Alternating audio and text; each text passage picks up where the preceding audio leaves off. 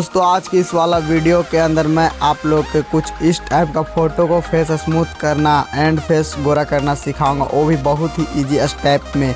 Video को शुरू से अंत तक देखिएगा और चलते हैं वीडियो की ओर।